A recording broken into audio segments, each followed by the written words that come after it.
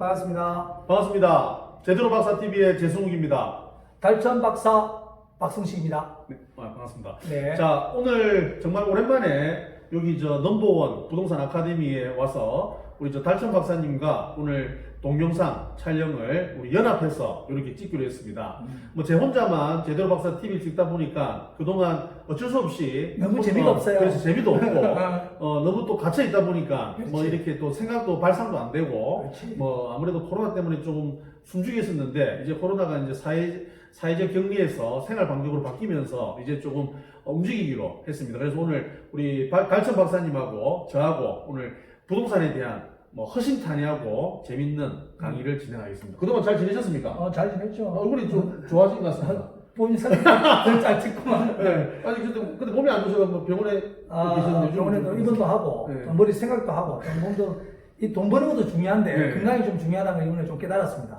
그리고 얼굴도 참 많이 좋아하고 계십니다.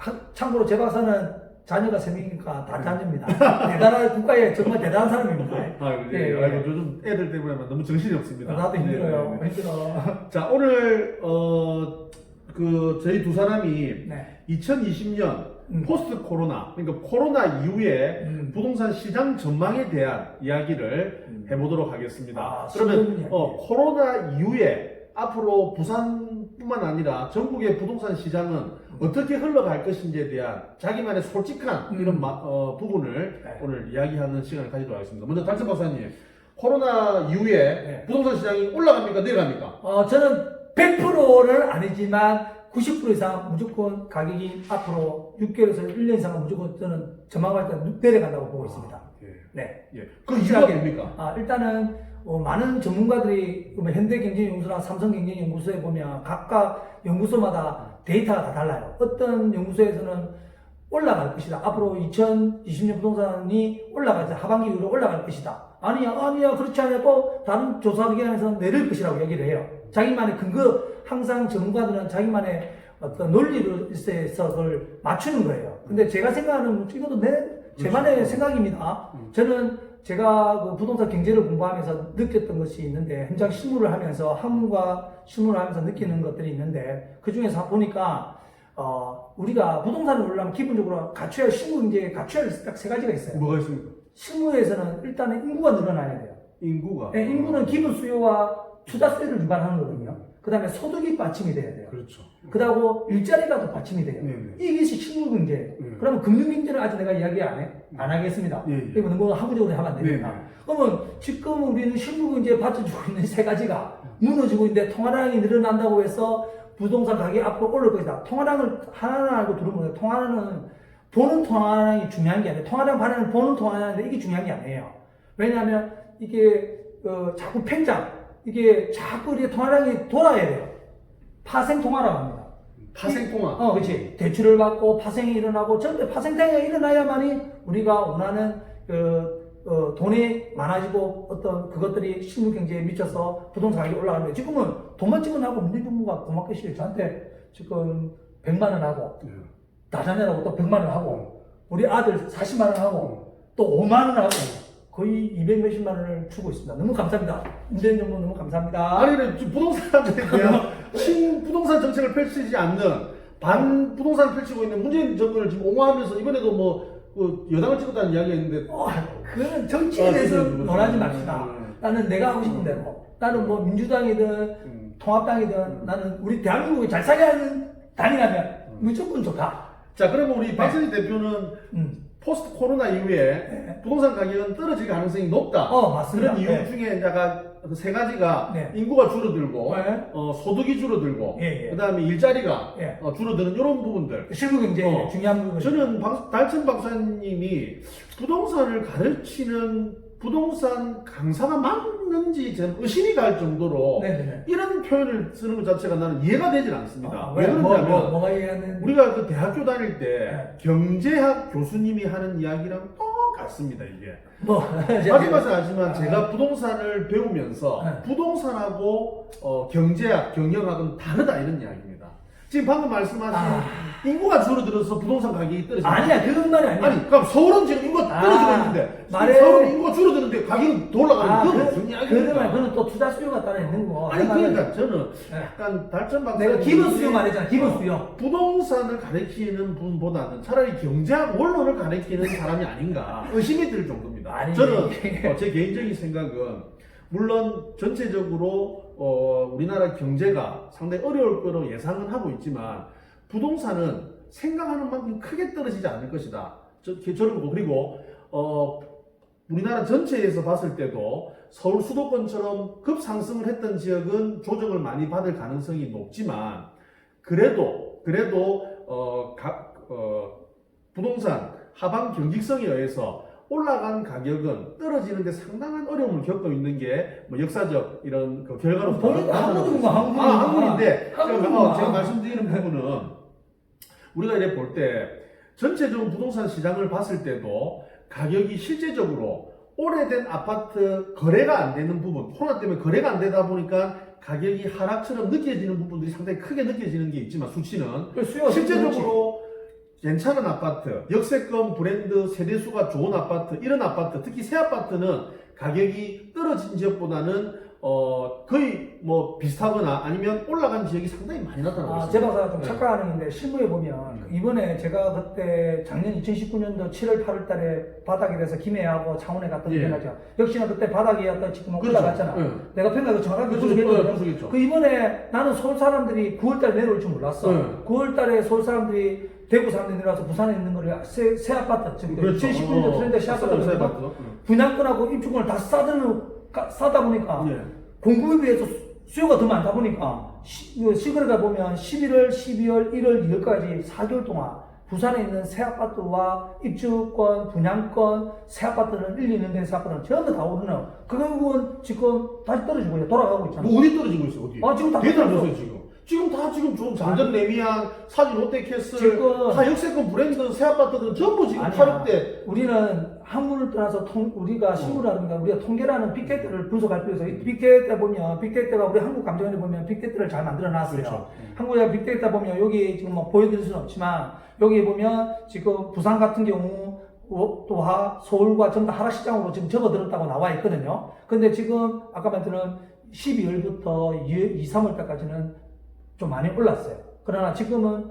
역시나 부동산을 하고 있잖아. 나는 수요자가 많아요? 수요자 지금 많지는 않지만 연산자리 같은 경우에도 한때 32평짜리가 가격이 4억 밑에까지 떨어졌다가 작년 11월 6일 갑자기 4억 3천, 4억 4천까지 올라갔거든요. 그렇지. 지금도 떨어지진 않아요. 그러니까 그대로 지금 4억 4천, 5천, 6천 올해는 또 A타입 판상 같은 거 5억 넘게 지금 나오고 우리가 싸는 거예요. 각각 생각이 다르죠. 확 생각이 다른데 너무 좀 경제학 원론적인 부정적인 게 아니야. 부동산에 대한 심리를 모르고 이야기하는 아니야. 결국은 우상향하겠지만 현재 단기로 봤을 때는 한 6개월에서 1년까지는 하락시장으로 가지 않겠냐는 나의 소신이다. 그럼 뭐 현대연구소, 삼성경제연구소 있는 사람들은 올라갔다 떨어진다 하는데 그 사람들하고 나하고 니는 현대하고 나 삼성할게 그냥. 아니 그런 게 아니라 물론 달천 박사가 생각하는 부동산은 앞으로 떨어질 거다 이래 판단하지만 저는 그래 반대다.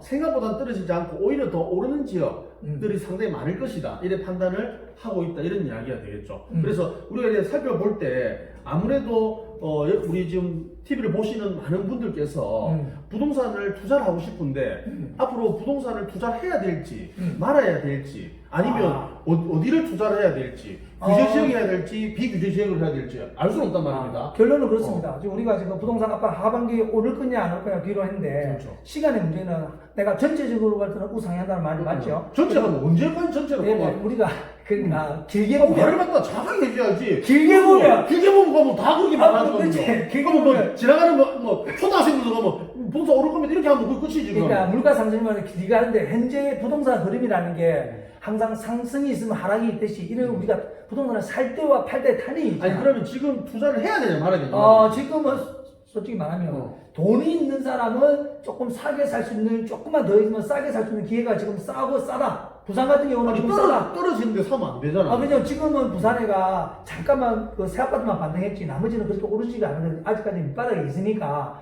지금은 그러니까 내가 말한 거잖아요. 새 아파트 거는 지금 많이 올라 있어. 사실은 얼마 전에 유구가는 게 지금 7억 5천이면 그렇죠. 그 넉 달 만에 1억 5천원에서 그게 갑자기 올라간 게 말이 돼요 그게. 그러면 그렇게 급상승했던 거는 사면 안 되고 그렇지. 좀 안 올라갔던 거나 그 저평가 돼 있는 거 저평가되어 있는 걸 사면 그건 또 구축 아파트인데. 아마 서울 사람들이 왔을 때 15년 된 거, 20년 된 거 사겠나, 분양권이나 입주권 같은 거 1년 된 거 사겠나. 1년 된 거 사야지. 그렇지, 그러니까 많이 올라갔잖아, 그거. 아니, 많이 그거 올라가는데, 아니, 지금 내가 하는 이야기는 뭐냐면, 다시 말하고, 흥분하지 말고. 그래, 아니, 흥분해서 죄송합니다. 투자를 하는 입장에서 볼 때, 어떤 걸 사야 되냐, 이 말이지. 지금은 내가 보기엔 자기가 가진 자본에 따라서, 솔직히 내가 이런 말을 하고 싶어요.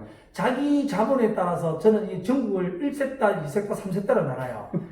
섹터로 나누는 건 뭐냐면, 전국에 서울은 우리가 1억으로 접근할 수 있는 지역이 아니라고 생각해요. 그러면 1억으로 접근할 수 있는 건 서울과 서울은 1섹터니까. 1섹터고, 서울 안에서도 강남, 강서구, 서초구, 이런 거 있잖아. 그러면 서울에서도 구 중에서 제일 하파리에 있는 구가 있고, 제일 좋은 구가 있잖아.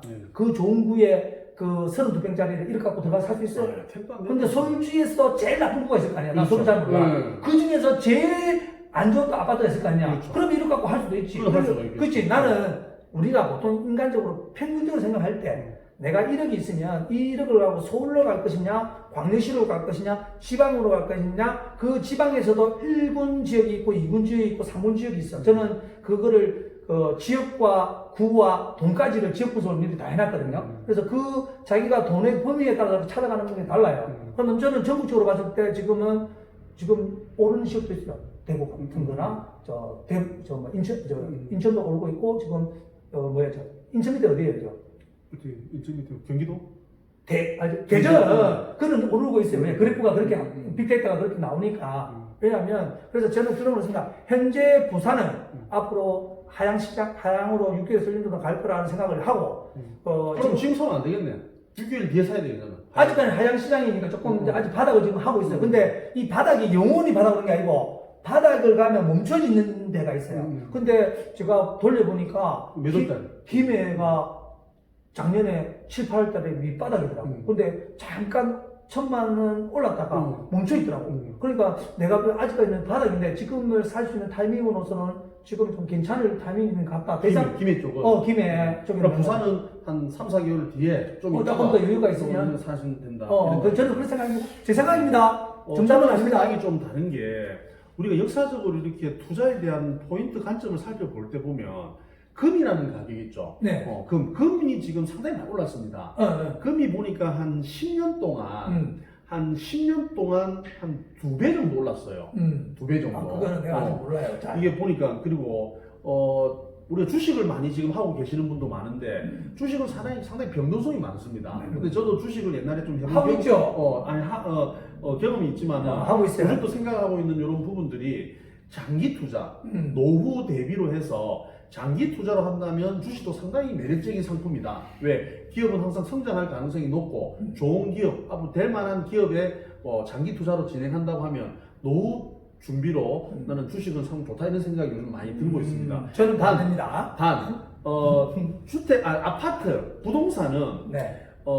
지금 우리 입장에서 볼 때는 저는 여러 가지 이유 중에서 초저금리에 대한 유동성 확대 부분하고 통화량에 대한 너무 통화량이 많이 풀리니까 그 통화량이 중요한 게 아니라 중요합니다. 파생도가 중요하다니까. 통화가 중요한 게 지금 돈을 찍어내면서 사람들은 막 돈을 주는 거예요. 아니 그런 돈은 통화량은 중요하지 그래서 않아요. 그런 돈들이 결국 어째 보면 뭐 생활비로 쓰고 있겠지만은 전체적으로 봤을 때 이 돈이 많이 풀리면서 화폐에 대한 가치는 계속 떨어질 수밖에 없다. 그러면 초저금리로 인한 여러 가지 유동성 확대, 화폐 가치에 대한 하락 이런 것 때문에 사람들이 돈을 은행에 넣으면 옛날에는 든든하고 기분이 좋아야 되는데 요즘 막 불안해하는 거야. 왜?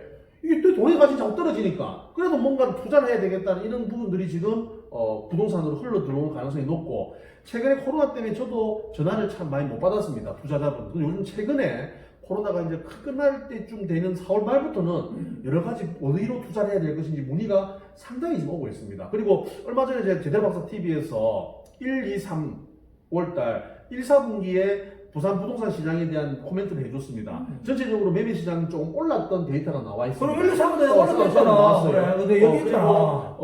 거래가 잘 안 되다 보니까 뭐 매매가 대비 전세 가격은 좀 떨어지는 이런 수치로 나오고 있는데 저는 뭐 부산이든 특히 뭐 전국을 뭐 다 평가할 수는 없지만 부산 같은 경우에는 지금이 상당히 좋은 기회가 될 수 있는 가능성이 크다 이런 이야기를 저는 말씀드리고 싶고 그리고 여러분들이 부산 부동산 투자 종목 중에서 가장 유심히 살펴봐야 되는 것 중에 하나가 아파트 분양권입니다. 아파트 분양권은 지가 분양권을 강의한다고 그러네. 강의하는 게 아니라 네. 돈을 버는 가장 쉬운 방법 중에 하나가 아파트 분양권. 아유, 시작하는 게 아니라 공부를 해야 되잖아. 아닙니다. 계약금, 물론 공부를 해야 되지만, 계약금 10% 걸어놓고, 물론 다주택자들은 당첨될 확률이 없기 때문에, 프리미엄을 초반에 나와 있는 것을, 사놓고, 2년 뒤에 일반 가세 될 때쯤, 입주하기 전에 딱 팔면, 주택 소유의 부분도 들어가지 않고 뭐 재산세라든지 종합부동산세의 그런 가세 부분도 없는 아주 편안한 상태에서 매매하는 이런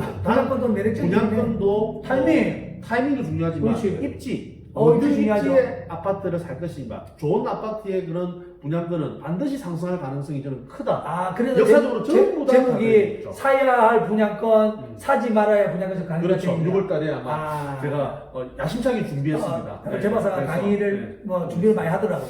자, 그래서 오늘 결론은 오를 거야? 저는 오른다라는 쪽에 한 표를 던지고. 저는 내린다는 거와 지금 문재인 정부가 시하고 있는 정책뿐만 아니라 여러 것들이 정책이 아직까지 길게 이번에 또 문재인 정부가 또 이어가고 있으니까 앞으로 부동산 규제 정책은 또 계속 강화될 것 같아요. 그러면 당연히 정책이 우리가 아무리 이제 물론 시장도 중요하지만 정책도 굉장히 영향을 많이 미치거든요. 제가 보는 실물 경제에 미치는 요소와 부동산 정책이 지금 제가 하락 시장을 유도하고 있기 때문에 2014년도에는 상승 시장을 유도하니까 바로 1, 2년 뒤에 바로 상승이 되더라니까. 아니 정부의 정책하고 지금 부동산 시장 가격은 반대로 움직이고 있지 않습니까? 아니 그러니까 지금 문재인 정부에서 자꾸 규제 정책만 펴면 올라가고 펴면 올라갔잖아요. 아니야. 문재인이 그 2014년도에 뭐 부동산 3법 해가지고 그 완화 정책을 하니까 가격이 빡 올랐잖아. 2016년, 17년에 계산했는데 근데 너무 많이 오르니까 2017년도부터 이제 규제 정책을 내놨는데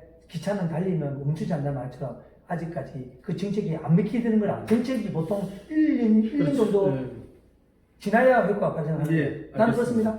자, 오늘 2020년 포스트 코로나 부동산 시장 전망에 대해서 제도로 박사와 달천 박사의 그냥 허심탄회한 그런 이야기를 했습니다. 뭐 여러분이 선택하세요. 여러분께서 참고해 주시면 되고 이거는 개인적인 생각이었다는 것만 제가 밝혀드리도록 하겠습니다. 자, 그럼 오늘 우리 한번 영상 한번 가기 전에 사진 한번 찍자. 유튜브에서 사진 찍도록 하겠습니다. 찍었어요?